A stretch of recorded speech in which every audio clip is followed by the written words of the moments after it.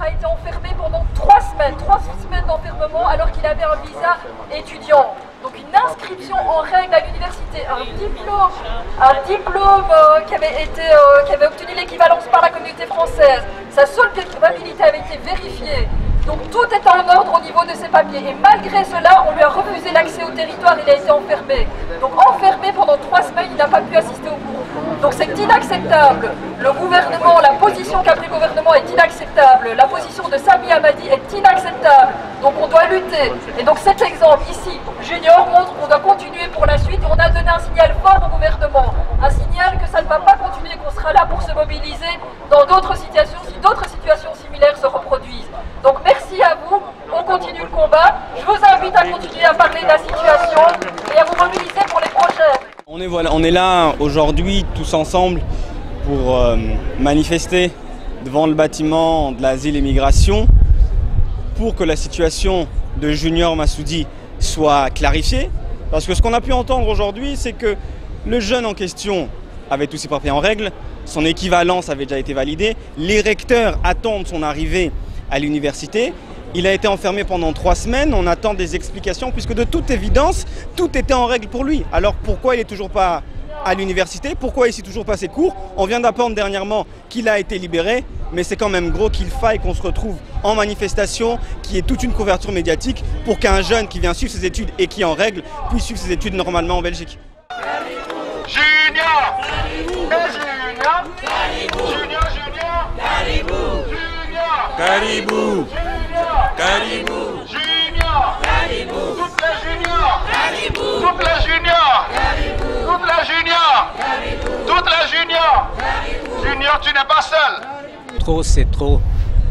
Nous sommes dans le pays, ici, d'accueil.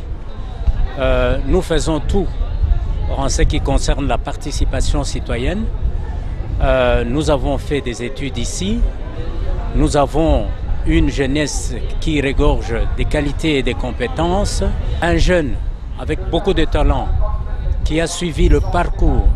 Et Dieu seul sait combien il est très difficile d'obtenir un passeport, d'obtenir un garant, d'obtenir une inscription, d'obtenir un visa Schengen.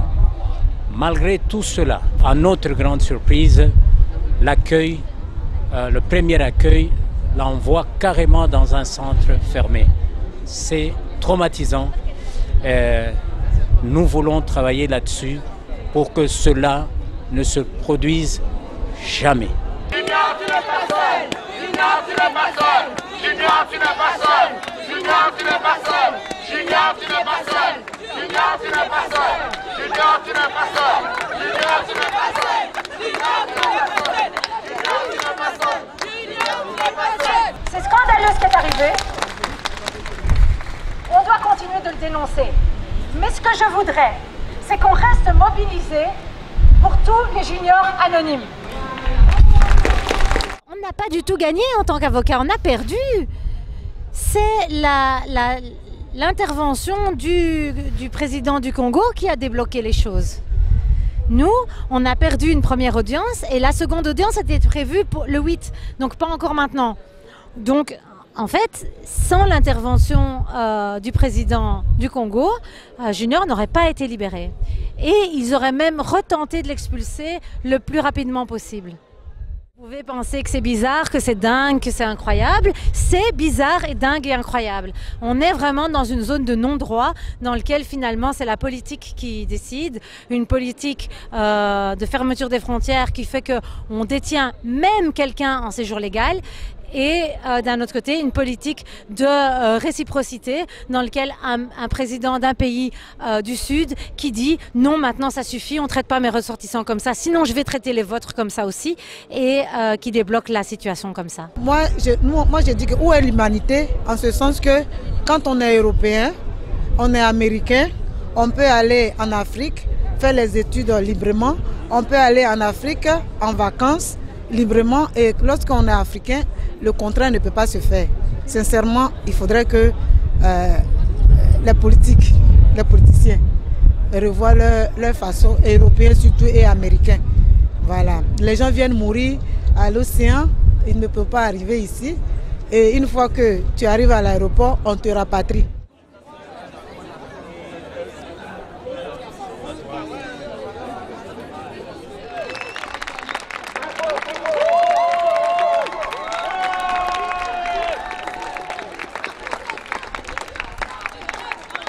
Il y aura des suites parce qu'on compte demander des dédommagements. Ce garçon est venu en séjour parfaitement légal, il est venu plein d'espoir. C'est un jeune homme qui a 20 ans qui venait pour étudier et il s'est retrouvé 3 semaines en centre fermé. C'est vraiment un traitement inhumain qui lui a été imposé totalement illégalement. Nous allons demander des dédommagements afin que l'État belge ne puisse plus reproduire ce genre de dysfonctionnement.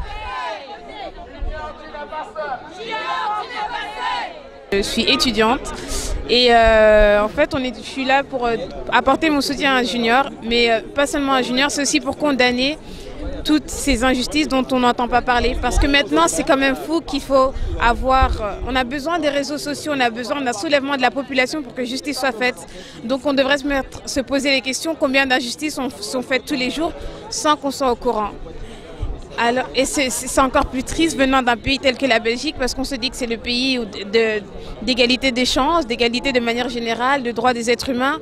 Et en fait, non, pas du tout. Et c'est un discours d'hypocrite, c'est un discours mensonger.